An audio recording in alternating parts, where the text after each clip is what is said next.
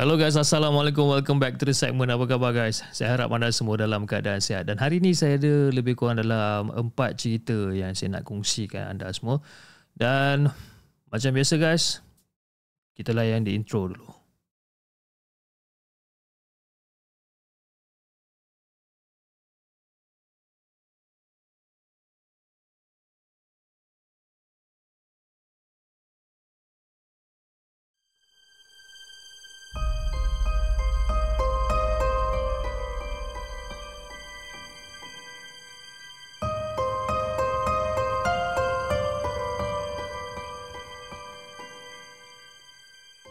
Adakah anda telah bersedia untuk mendengar kisah seram yang akan disampaikan oleh hos anda dalam Markas Puaka?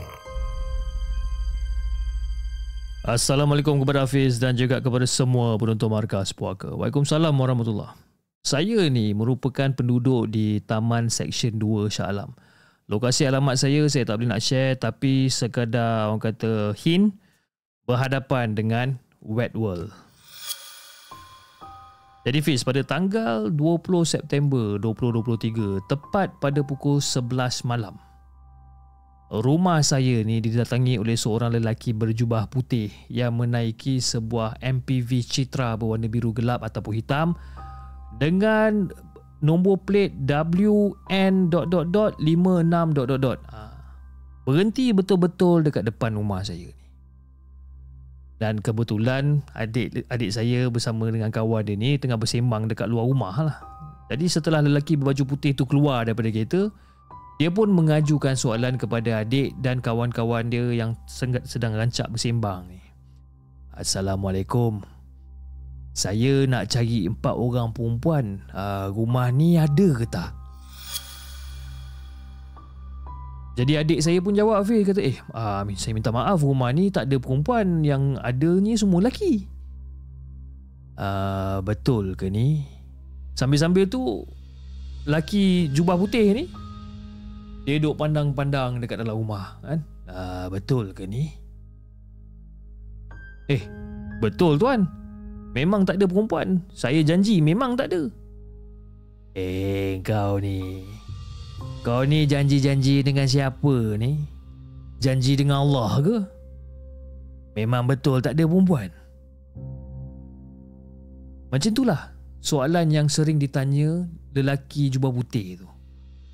Dan benda yang sama adik saya menjawab, tak ada perempuan. Lagi dinafikan, lagi ditanya. Tapi setelah dia tak puas hati dengan jawapan adik, dia mula bertanya dengan soalan-soalan pelik pula.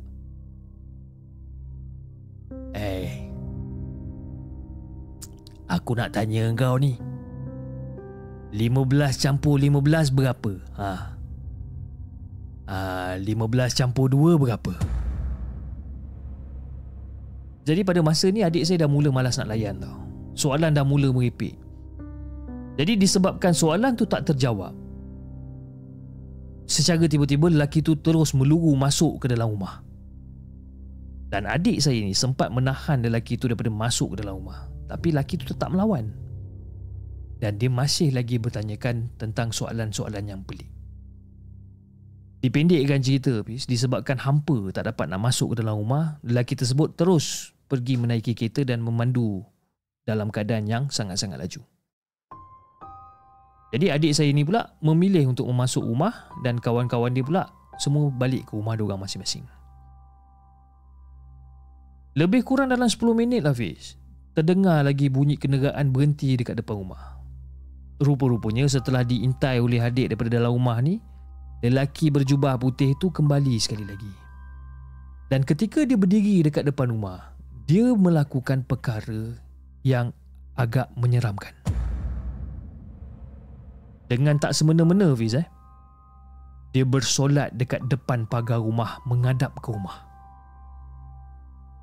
Jadi pada waktu tu adik saya dah mulalah nak telefon polis disebabkan tingkah laku pelik yang dilakukan oleh lelaki jubah putih ni. Jadi setelah dia habis solat, dia terus menggegarkan pagar rumah tu sambil bercakap sesuatu. Tapi tak jelas untuk didengari sebenarnya. Dan lepas beberapa kali dia berbuat demikian, dia pun beredar naik kereta dan memandu sekali lagi dalam keadaan yang laju. Dan lebih kurang dalam 10 minit macam tu, polis pun tiba kat rumah. Dan segala keterangan ni dikongsikan kepada polis lah.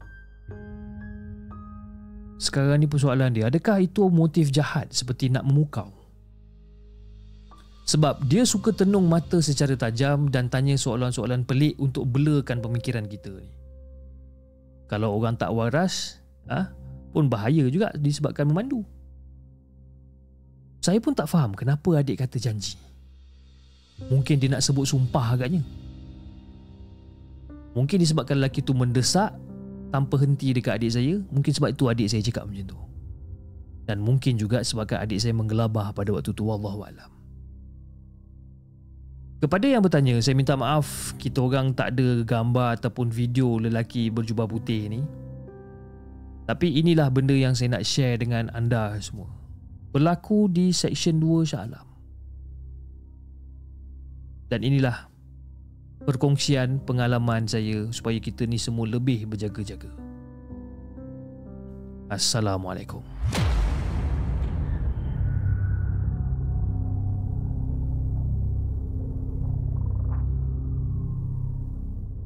Jangan ke mana-mana. Kami akan kembali selepas ini dengan lebih banyak kisah seram. Kisah yang pertama, kisah yang dikongsikan oleh Salahuddin, peristiwa seram kami. Bila saya dengar cerita dia tu pun macam agak seram juga sebabkan kita dapat terbayang macam mana orang kata lelaki tu bertindak dekat depan rumah dengan tanya soalan-soalan pelik dan sebagainya kan. Jadi kepada semua rakan-rakan saya yang sedang menonton sekarang ni, anda semua yang sedang menonton sekarang ni, kita berhati-hatilah. Sekarang ni zaman-zaman mungkin akhir zaman agaknya ramai dan juga banyak manusia-manusia pelik yang kita akan jumpa ataupun yang kita pernah jumpa kan. Okey, jom kita bacakan kisah kita yang kedua. Kisah yang dikongsikan oleh Anas Halim. Jom kita dengarkan.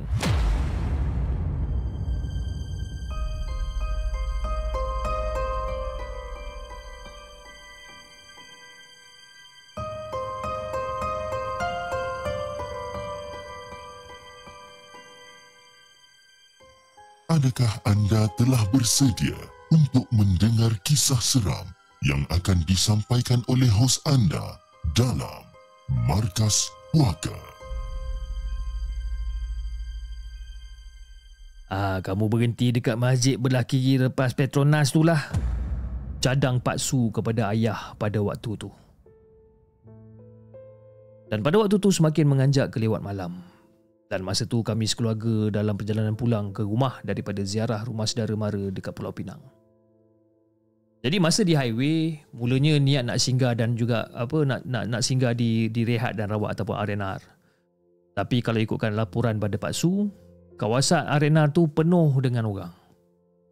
Kenalah situasi pada waktu tu yang sememangnya cuti sekolah. Ramai keluarga yang keluar cuti bersama. Jadi mendengarkan laporan Pak Su yang terlebih dahulu sampai dekat kawasan arena tersebut, Pak Su mencadangkan kami supaya exit daripada highway melalui Cangkat Jering dan ikut jalan lama terus ke Kuala Kangsar. Sebab di sepanjang jalan lama daripada Cangkat Jering ke Kuala Kangsar, banyak masjid yang boleh kami singgah untuk menunaikan solat jamak takhir, maghrib dan juga isyak. Jadi setelah kami keluar daripada highway, kami pun terus menelusuri jalan lama sambil mata ni melilau-lilau ke kiri dan juga ke kanan jalan untuk mencari masjid yang boleh disinggah. Dalam hampir 1 kilometer perjalanan selepas tol Cangkat Jering, kita orang terjumpa sebuah masjid. Dan malangnya, bila nak masuk ke masjid tersebut, ternyata pagar masjid itu terkunci. Dan ayah kemudiannya berbincang dengan Pak Su. Dan ketika itulah Pak Su mencadangkan masjid di sebelah Petronas. Jadi tanpa membuang masa, kami mulakan perjalanan. Ketika tayar van dah bergolek menjauhi pintu pagar masjid, mata aku terlihat satu susuk tubuh di dalam masjid tersebut. Dan susuk tubuh tu tak buat apa pergerakan pun. Hanya berdiri sambil memandang kita orang. Dan secara tiba-tiba terdengar tangisan anak saudaraku yang duduk bersama ibunya di barisan hadapan van. Dan ibu dia ni cuba untuk memujuk anak saudaraku tu, tapi anak saudaraku terus menangis. Dan bila aku toleh balik ke arah masjid tu, susuk tubuh tu dah hilang. Jadi dalam masa lebih kurang dalam 15 minit perjalanan, kami sampai ke kawasan masjid yang dicadangkan oleh Pak Su. Dan Alhamdulillah, pagar masjid terbuka dengan luas, seolah-olah menyambut kedatangan kita orang. Jadi anak saudaraku yang menangis tadi pun dah lama berhenti, dah lama tenang, dah di dalam dakapan ataupun di riba ibu dia ni. Jadi bila kita orang masuk ke kawasan masjid, ibunya tu meminta untuk kami pergi solat dulu sementara dia menjaga anak dia ni. Jadi kita orang pun turun daripada kenderaan untuk tunaikan solat. Jadi sedang semua bersiap-siap untuk solat berjemaah, secara tiba-tiba kami terdengar pintu van ditutup. Keruk. Rupa-rupanya anak saudaraku dan ibunya yang tutup pintu van tu dan berjalan keluar ke arah kami. Dan masa aku tengok dia berjalan ni, aku dapat rasakan ada sesuatu yang pelik. Aku perasan benda ni. Muka adik ipar aku tu pucat. Tapi aku malas nak tanya. Mungkin dia penat dengan perjalanan jauh. Mungkin dia penat. Jadi kami pun tunggulah adik ipar aku tu bersiap-siap untuk solat. Dan anaknya tadi dah berlari bersama dengan sepupu-sepupunya yang lain bermain dekat dalam masjid. Mujur tak ada orang pada ketika tu. Itu yang diorang sakan berlari tu. Jadi setelah selesai adik ipar aku ni bersiap, kita orang pun memerlukan solat dengan diimamkan oleh adik aku sendiri. Dan awalnya perjalanan solat tu kelihatan normal guys. Hinggalah aku merasakan sesuatu yang sangat-sangat pelik. Aku dapat rasakan ada sesuatu dekat belakang aku. Sesuatu yang mengikut pergerakan solat. Nak kata ada orang lain bersolat, nak kata ada orang lain ikut solat kami bersama, kenapa dia tak berdiri dekat sebelah aku? Oh ya, aku lupa nak beritahu. Aku yang berada paling hujung dekat dalam saf tu. Dan lagi pelik, aku tak dengar pula bunyi apa-apa kenderaan yang masuk atau sekurang-kurangnya bunyi pintu ditutup. Aku tak dengar bunyi-bunyi ni. Jadi dalam aku duk berfikir tu, tiba-tiba aku rasa macam meremang dekat belakang badan aku ni. Dalam masa tu tengah sujud, suara budak-budak yang berlari agak kecoh tadi tu pun senyap secara tiba-tiba. Aku dah mula berpeluh dah. Mana pula pergi budak-budak ni? Diorang dah main dekat luar kawasan masjid ke? Yang adik aku ni pula, masa dia sujud, lama betul dia sujud. Tertidur ke? Macam-macam soalan dah mula bermain dekat dalam kepala otak aku ni. Jadi selepas aku bangkit daripada sujud, aku sendiri sangat terkejut dengan apa yang aku nampak sebenarnya. Sampaikan aku hampir ke belakang dan membatalkan solat. Apa yang aku nampak? Ternyata budak-budak tu senyap kerana mereka semua sedang berdiri mengelilingi sesuatu. Dan sesuatu tu adalah tabuh. Tabuh tu apa? Tabuh ni merupakan satu alat seperti gendang yang diletakkan secara berbaring di atas sebuah para atau apa-apa yang tinggi. Dan tujuan tabuh adalah untuk memberitahu masuknya waktu solat kepada orang-orang kampung sebelum dikumandangkan azan. Dan mereka berdiri sekeliling tabuh tu. Benda tu tak buat aku terkejut. Apa yang buat aku terkejut dan sampai nak terbatal solat aku adalah salah seorang daripada mereka dah pegang kayu nak ketuk. Aku tak tahu kalau katakan dia ketuk bunyinya kuat atau apa. Tapi risau akan mengganggu orang kampung. Tak pasal-pasal diorang ingatkan waktu subuh pula. Nasib baik solat kasar isyak dah selesai. Dan sepupu aku pun tak sempat nak ketuk benda tu. Sempatlah ayah budak tu pergi ambil kayu tu sebelum diketuk. Jadi bila dah jadi begitu, mereka pun bersudailah daripada kawasan tabuh tu. Dan kami pun meneruskan untuk jamak takhir solat maghrib. Jadi sebelum angkat takbir, aku memang dengar jelas suara diorang ni sambung bermain-main. Dan suara kecoh diorang ni aku dengar. Jadi aku biarkanlah dan aku pun ikut solat. Dan mula daripada sini segala rasa seram meremang berlaku.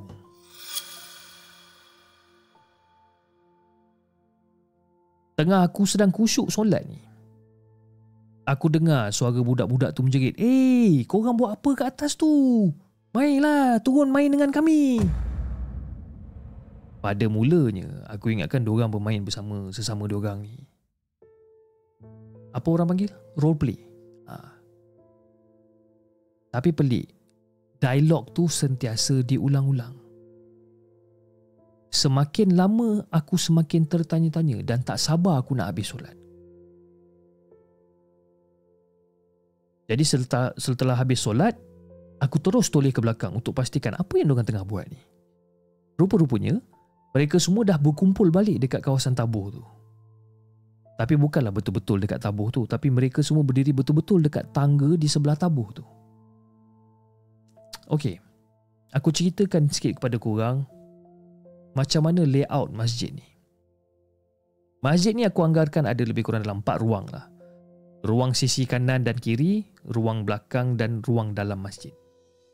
Dan pintu utama ke ruang dalam masjid akan dikunci oleh AJK Masjid selepas mereka selesai menunaikan solat Isyak. Jadi, untuk para pengembara yang macam kita orang ni yang ingin solat, kami hanya boleh tunaikan solat di ruangan sisi kiri dan juga kanan. Dan juga ruangan belakang saja. Jadi kami sekeluarga memilih untuk menunaikan solat di ruangan belakang kerana lebih luas untuk solat jemaah. Dan untuk masuk ke ruangan belakang tu, ada grill besi kecil yang rendah. Jadi kita kena buka grill tu untuk masuk ke dalam ruangan belakang ni. Dan selepas kita masuk melalui grill tu, kita akan lalui kawasan tabuh. Di kawasan tabuh tu, ada tabuh dan di tepinya ada tangga yang menuju ke bahagian atas sebuah menara masjid. Agakkan aku mungkin itulah menara yang digunakan oleh orang-orang dulu di kampung untuk launkan azan. Mungkin. Jadi di kawasan tangga itulah yang sepupu-sepupu cilik aku ni berdiri ramai-ramai dan menjerit memanggil sesuatu. Aku terus bangun. Aku bangun dan aku terus tanya dekat diorang, kenapa diorang jerit-jerit ni? Dan salah seorang daripada diorang cakap, ada kawan ramai dekat atas. Dan bila dia cakap macam tu, dalam masa yang sama jugalah ada bau wangi dan bunyi sesuatu yang berjalan dekat atas menara tu. Terus tegak berdiri bulu roma aku ni. Dan cepat-cepat aku minta diorang menjauhi kawasan tangga menara tu. Dan selepas selesai semua, kita orang pun bersiaplah untuk bergerak pulang. Dan masuk je van, kami semua bergerak. Dan aku sempat menoleh ke arah menara tersebut. Apa yang aku nampak? Susuk tubuh di masjid pertama dan juga beberapa lagi makhluk kecil yang sedang menjenguk kami pulang. Itu yang aku nampak. Nampak? Mengemang. Mengemang teruk baca cerita ni. Dan Alhamdulillah, kami sempat pulang tanpa apa-apa gangguan yang teruk. Tapi, siapakah gerangan sosok tubuh tersebut masih lagi menjadi misteri dan tetap menjadi misteri. Dan orang kata menjadi satu peristiwa yang akan sentiasa diingati. Jadi Fiz, itulah kisah yang saya nak kongsikan dengan Hafiz dan juga semua penonton Markas Puaka. Assalamualaikum.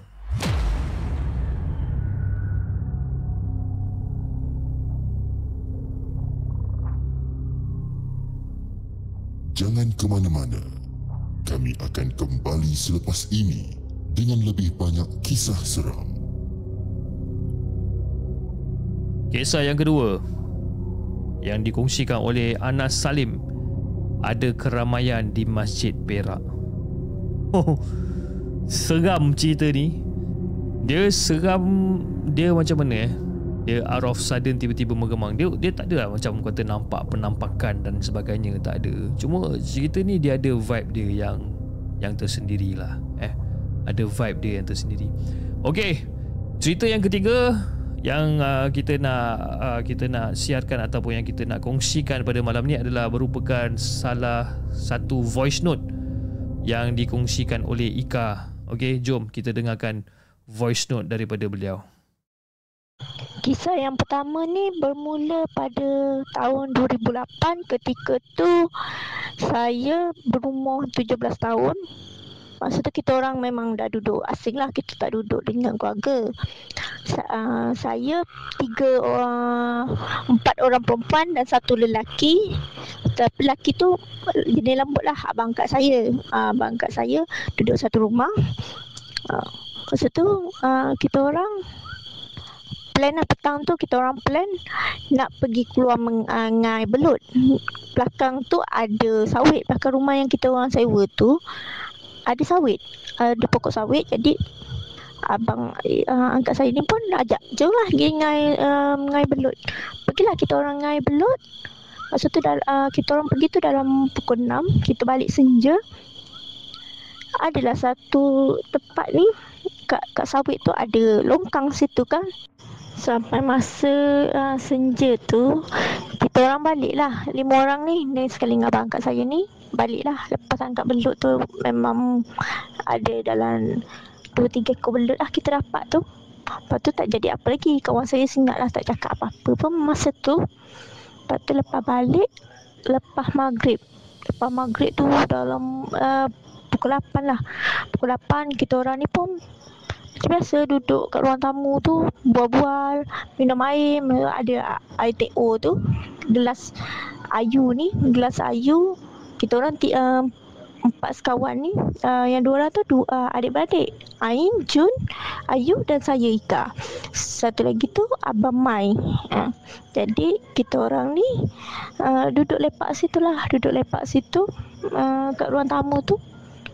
Ayu ni pun dia minum air dia lah. Dia minum air TO dia. Dia kata hanyir. Kita orang dah pelik, hanyir. Kita orang pakat rasa air dia minum tu. Kata mana ada hanyir. Lepas tu kita orang macam dia betul ni, mana ada hanyir. Ayu kata, kau rasa hanyir ke? Kita orang tak rasa hanyir pun. Lepas tu dia kata aku rasa hanyir. Lepas tu mulalah dia cerita. Dia kata masa kita orang nak balik tu, ada kat longkang tu dia nampak pontianak rambut panjang dengan taring panjang duduk kat longkang tu memandang kita orang ni kali nak balik tu. Lepas tu tiba-tiba kawan saya ni kena rasuk. Rasuk separuh, macam dalam rasuk sedar tak sedar macam tu lah. 3 hari berturut-turut kena benda yang sama tu. Pergi, kita tak pergilah tu. Kita orang telefon Pak ni orang ni. Masa tu memang kita orang tak ada plan apa-apa. Pak Wu dia datang. Lepas kita telefon kata Ayu kena rasuk macam ni. Okey, dia orang pun datang, berubat lah kami tu. Tak garam bawang putih dekat kaki, baca apa yang kita orang tahulah, apa semua.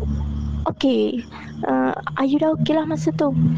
Hari kedua pula, kawan-kawan hari yang sama, dalam masa yang sama, Ain dengan Jun pula yang kena. Jun yang kena, dia tegur.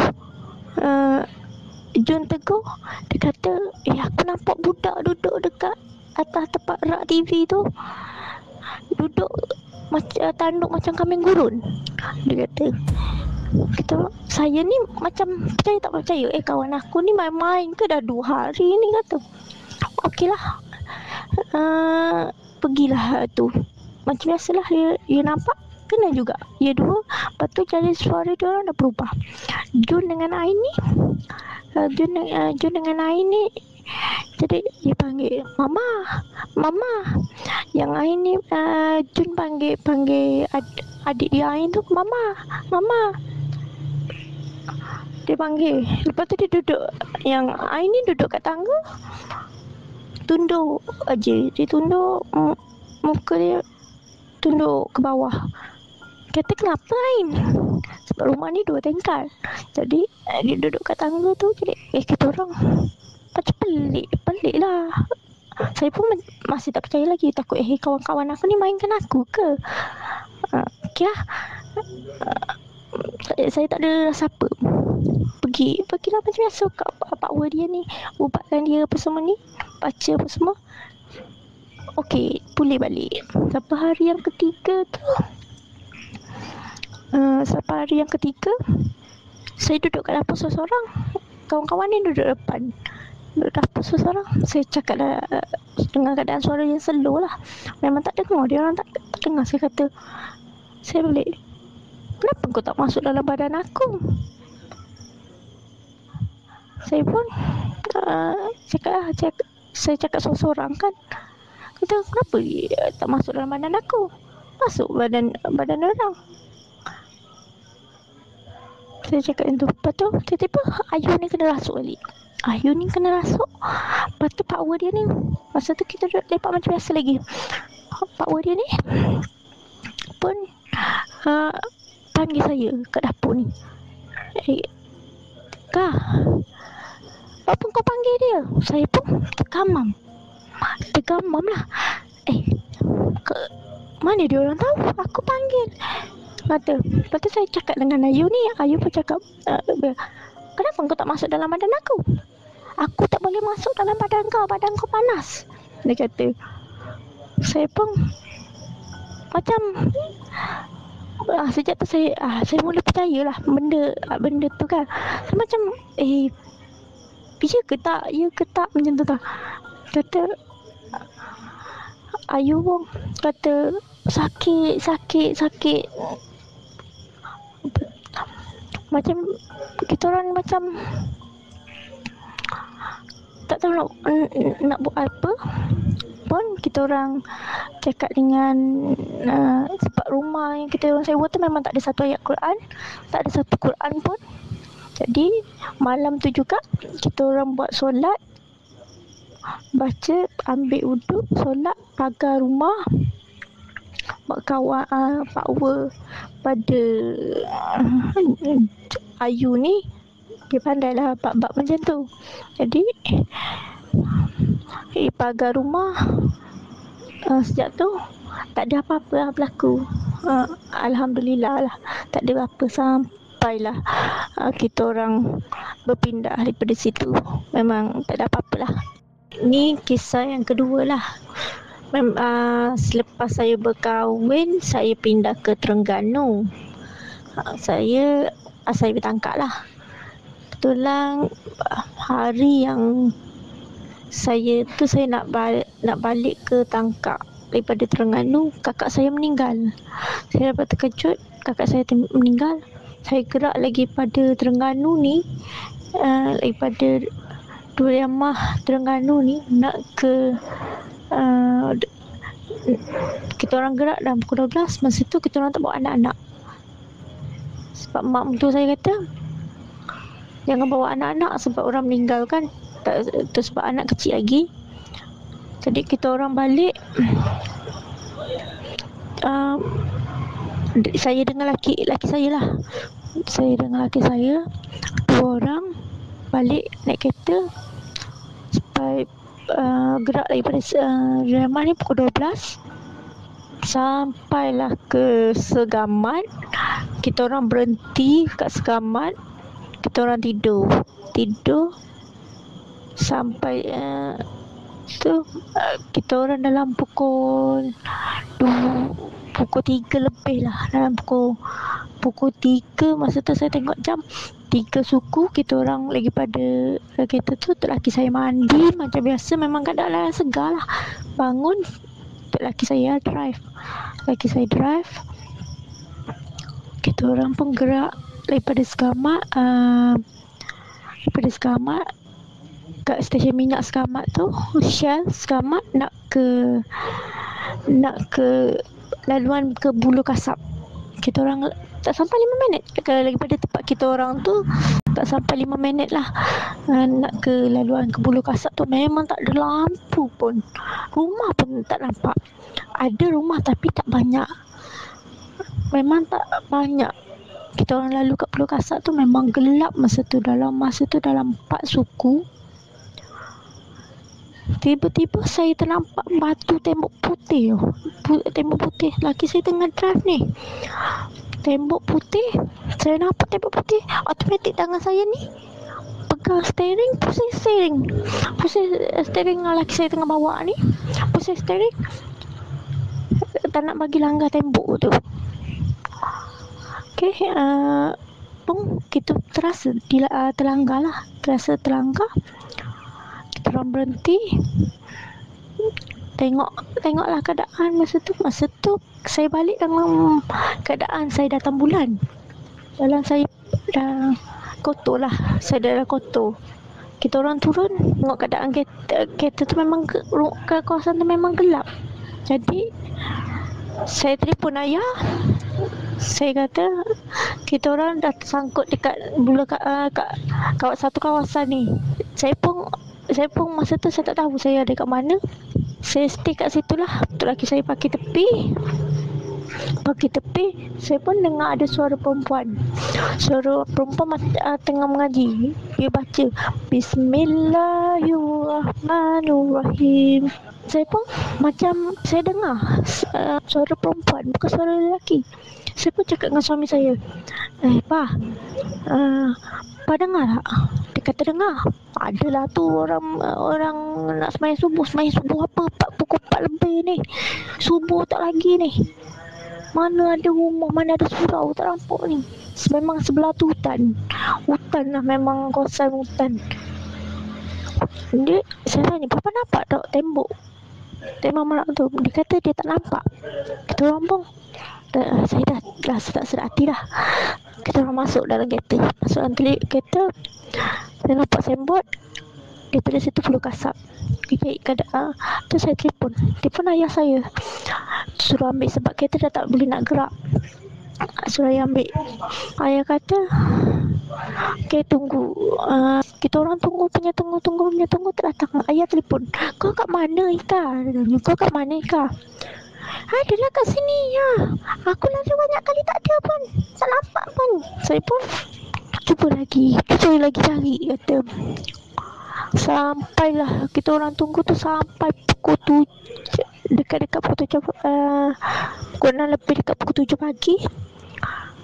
Masa tu dah cerah, orang dah lalu lalang. Barulah ayah saya lalu situ, nampak kita orang, ambil kita orang. Sebab kakak saya dah meninggal daripada malam, jadi tak boleh nak tunggu lama-lama. Jadi kita orang pun naik kereta ayah ni. Abang ipar ayah saya dengan kakak saya lah, 3 orang dalam kereta ambil kita orang. Jadi kita orang pun tinggal kereta situ. Kita pun naik kereta ayah saya ni, pergi kat tu. Lepas selesai pengumian arwah kakak saya ni, tak ada apa-apa lagi lah. Cuma kita orang lepas tu kita orang bercerita lah pasal kejadian yang terjadi pagi semalam tu, pagi tadi. Jadi ayah tanya, aku lalu situ 2-3 kali, tak jumpa pun korang, dia kata. Sampai kita orang nak langgar kucing hitam, sampai kita orang nak langgar burung gagak, dia kata.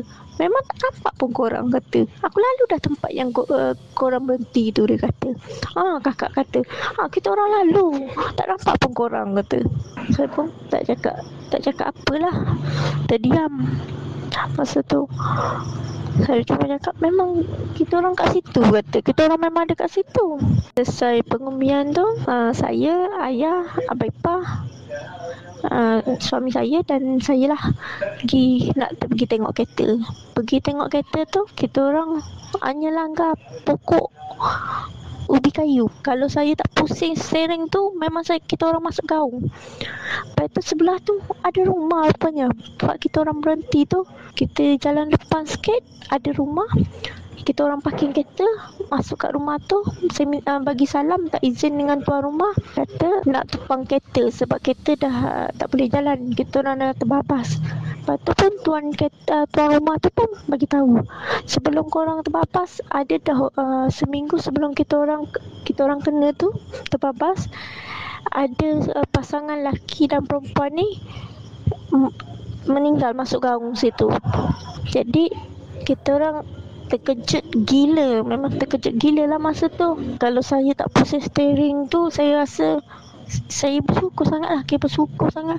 Kalau saya tak pusing steering tu, saya tak nampak tembok tu, mungkin kita orang dah tak ada dah masa tu. Tuan rumah tu kata ada orang dah meninggal lah kat situ. Jadi memang tak tahu nak cakap lah masa tu, memang hanya rasa syukur sangat, memang bersyukur sangat.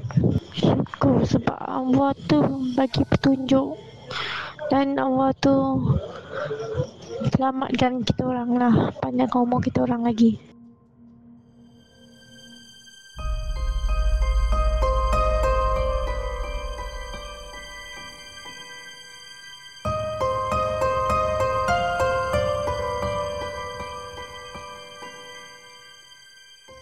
Adakah anda telah bersedia untuk mendengar kisah seram yang akan disampaikan oleh hos anda dalam Markas Puaka?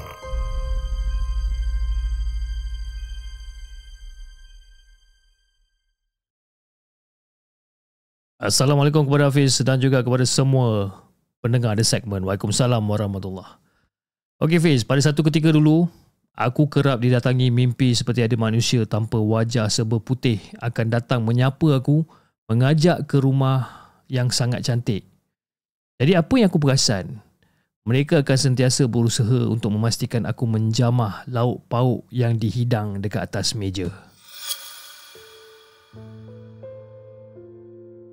Tapi yang pasti, hidangan lauk pauk tu sangat-sangat mengiurkan, Fiz. Memang sangat-sangat sedap. Bukan tu je. Pelawaan tu selalu diselitkan dengan kata-kata, dia kata macam, makanlah wahai anak kecil. Dah banyak kali kamu berjaya datang ke tempat kami, tapi tak sempat menjamah secebis lauk sekalipun. Kali ni, suaplah buat kali yang pertama agar terubat hati kami ni. Jadi Fiz, dalam saat aku cuba nak menjamah ni, aku terdengar suara memanggil nama aku berkali-kali yang pada mulanya sangat halus datang daripada belakang aku. Dan perlahan-lahan, suara tu makin lama makin tinggi panggil nama aku. Dan bila aku pusingkan kepala aku ke arah si pemanggil, mata aku terkejut melihat keadaan yang tiba-tiba bertukar daripada tempat yang cantik kepada tempat yang sangat-sangat aku familiar. Bangun. Bangun, kau ni nak tidur sampai pukul berapa ni? Bangun. Hah? Kau tak nak pergi sekolah ke? Masa tu mak menjerit nama aku berkali-kali. Yes, berkali-kali. Aku perhatikan sekeliling. Memang itu adalah bilik tidur aku. Aku terpinga-pinga lepas kena bebel dengan mak aku. Tapi yang aku buat, aku tak boleh nak berfikir lurus. Aku seperti dalam keadaan sedar sepanjang masa aku memalingkan kepala aku. Bayangkan guys, transisi dari dalam rumah yang cantik bersih dan bila aku palingkan muka aku ni terus bertukar ke dalam bilik macam dalam cerita wayang Mak Saleh. Kalau korang bangun tiba-tiba macam tersembab tersembab lembab pemikiran ni, tapi untuk aku memang tak. Dan kebiasaannya yang datang mimpi macam ni, dah tentu aku akan terjaga daripada tidur. Nama pun mimpi, Fiz. Tapi kali ni, memang seperti aku berada di satu tempat yang berbeza. Dan dalam sekelip mata berpindah tempat. Tak rasa mengantuk mamai nak bangun tidur. Aku harap korang faham lah penjelasan aku ni Sejujurnya Fiz, aku tak gerti macam mana nak describe ni. Dipendekkan cerita, aku pernah pergi berubat. Dan apa yang dikatakan oleh perawat ialah itu adalah makanan umpama padlock mangga. Dan sekiranya aku terus menjamah makanan tersebut, dan sekiranya kalau aku termakan, maka terkuncilah aku dekat alam mereka ni. Jadi bila dapat penjelasan penuh, baru aku faham. Tapi apa yang special dekat diri aku sampai aku dilayan begitu oleh mereka yang beria-ria nak ajak aku makan kat rumah mereka ni? Jujur aku cakap, aku ni bukanlah alim sepenuh masa. Masih ada yang lemah dan masih ada yang perlu aku kuatkan. Dan setiap kesungguhan pasti ada kerapuhan, Fiz. Sekarang umur aku dah menjejah 35 tahun. Yang lebih membimbangkan aku adalah anak aku. Anak aku pula sering ceritakan benda yang sama, iaitu datangnya seseorang tanpa wajah dengan cara yang sama, mengajaknya makan, menjamah makanan yang terhidang. Jadi bila aku dengar anak aku bercerita tentang benda ni, aku yakin mereka ni masih lagi ingin mencuba. Itu je lah Hafiz pengalaman aku yang berlaku pada waktu kecil. Dan kini berpindah ke anak aku pula. Dan hal anak aku ni baru je berlaku. Berlaku pada tanggal Hari Malaysia yang lepas. Jadi itulah kisah yang aku nak kongsikan dengan Hafiz dan juga kepada semua penonton Markas Puaka. Assalamualaikum.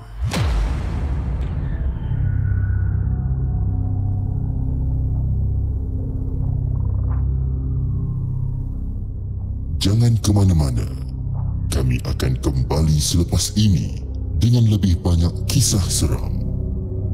Itu guys, kisah kita yang terakhir, kisah yang ditulis ataupun yang dikongsikan oleh Gigi Palsu Collector dengan kisah yang berjudul Umpan Alam Gaib. Siapa yang pernah kena mimpi-mimpi yang pelik macam ni, jaga-jaga guys. Okey guys, saya rasa itu saja untuk malam ni dan insyaAllah kita akan berjumpa lagi di masa yang akan datang, insyaAllah pada hari esok. Mana Suka Podcast episod yang keberapa saya pun tak tahu, saya pun dah tak ingat. Tapi kita sama-sama lah enjoy, terhibur ataupun berhibur dengan kisah Mana Suka Podcast pada malam esok, insyaAllah. Ok guys, saya rasa itu saja untuk malam ni. Jangan lupa like, share dan subscribe channel The Segment. Dan insyaAllah kita akan jumpa lagi on the next coming episode. Assalamualaikum.